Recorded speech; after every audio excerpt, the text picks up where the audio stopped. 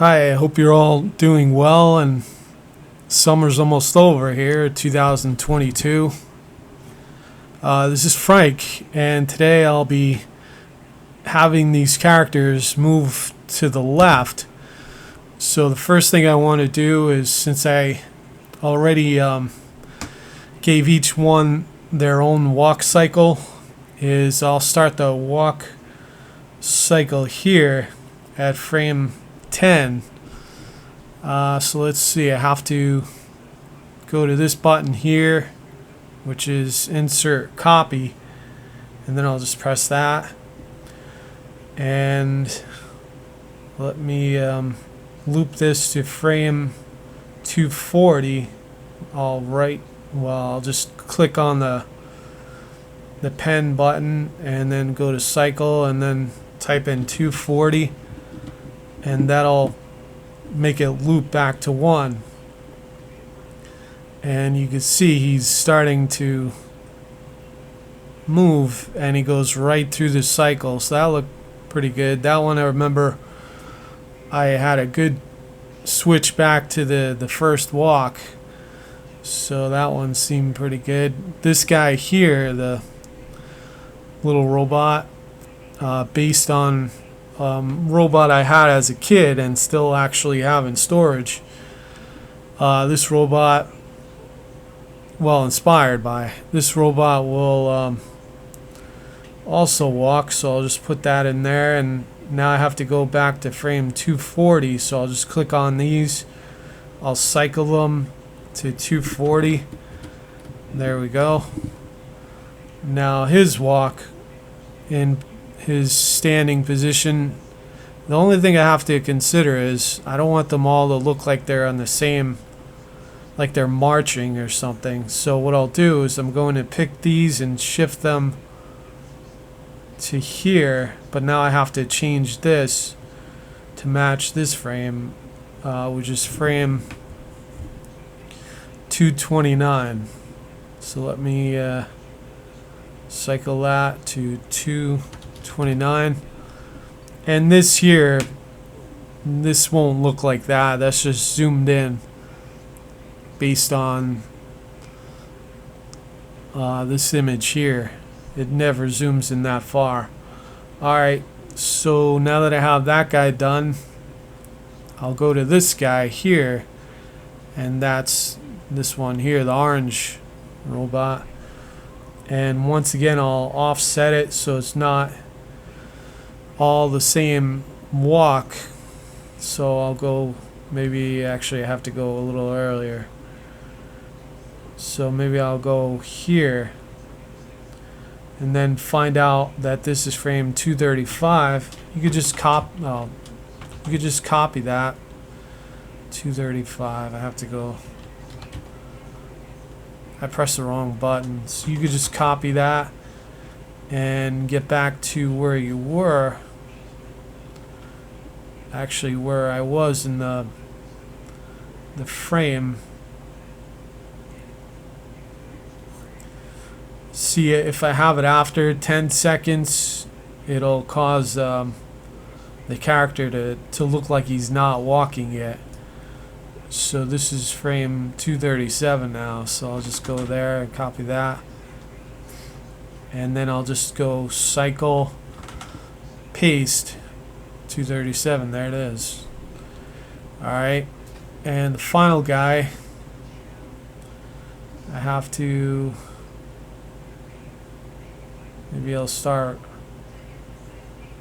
here, and I'll put the walk in there, and that frame is 236. So I'll just cycle 236, and that'll have me avoid having to copy and paste these 100 times. So when I want this to change, all I have to do is I would have to just click on the frame here that I want to change, let's say, for example, and then you just select all the bones on each character with this button here, and then that'll create new keyframes, it'll break out of this, and then you just go from there. But for now, we have all this set up, and their walk cycles are ready to go, but I have to keep them all aligned. So since their visibility in this scene starts off at frame 10, what I'll do is I'm going to click on this button here, which is the move layer, and now I'll just click right there. You could see this button here appeared, and if we go to each character, now that we highlighted them all, each one has the button there. But I want to go in and make sure that these are linear, and the reason for that is if you have it smooth for the animation keyframe, it'll start slow and then speed up, and then from the speed up it'll slow down at the very end. So I'm going to make that linear, and that'll just start off immediately for the walk. So now that I have that, I have to zoom out to my scene, and well, they don't quite become visible on frame 10 because here's the view right here. I have to zoom out to make sure I have it in frame. So I'd say right about there. And then zoom out even more because I'm missing the top part of it. Alright, there's the whole thing in frame. So now I'll say by frame 30, I'll say that these characters, I have to go back to the move. These characters walking at that pace, I think I'll have them right about here, and then they're going to move up. But I could just jump ahead and have them walk right into the doors. Because they have to get to this section here in the little story I'm telling. Alright, so now that those have been moved there, I have to test the motion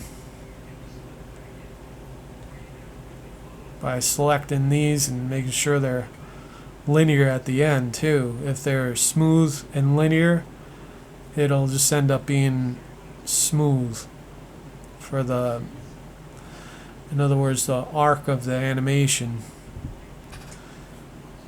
So instead of being a straight line, it'll be a curve, which means it starts slow, builds speed, and then slows down, which I don't want. I just want them to continue their walk. Alright, so there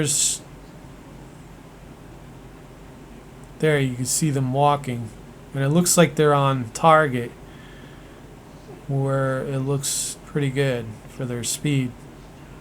So I think I did that right. And you can see they're all walking at different steps there.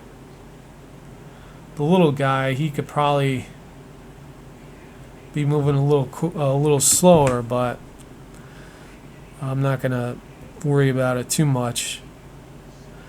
Alright, so now that I have, alright, so they're within frame on 20. So here the scene is scrolling down. So by frame 20, let me zoom in on these guys. So now that these keyframes are already there for the camera, these are the camera keyframes, I'll just zoom in really quick and do this is what's called a cut, where I cut right to the next shot right here. I think that'll be a good frame like that. And then the next one I'll zoom in all the way. But I only have 10 seconds to do it because they're frame 30. So that'll be good there. I'll just keyframe this here and keyframe that there.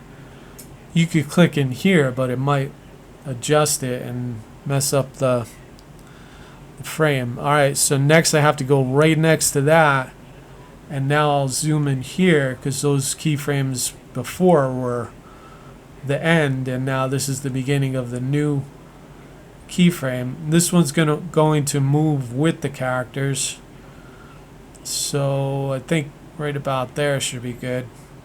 Actually a little further away, this way there's room here for them to move. And now these have to be linear, so I could just do this. Since the last one didn't move at all, it won't affect anything. And now I'll go to frame 27, I think, and now I'm just going to move with them.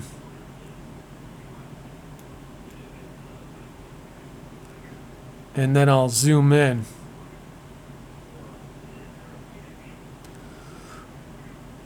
Now the advantage to this animation here is I don't the characters will be talking, but I don't have to worry about their mouths moving, since everyone except for this little guy, he's got a little sliver for his mouth like C-3PO, so I don't have to worry about him either. That'll save me the huge time constraint of lip syncing, which sometimes doubles or triples the time it takes to get an animation done. So here I'll just go back to this, and then by frame 30 they'll all be off screen, and I'll just have it centered right there. And that's it. I'll do a quick test of that animation, see how it looked. But thanks for watching, and feel free to comment, subscribe, like, and share, and hit the little bell icon, and that'll alert you to new videos. But thanks for watching.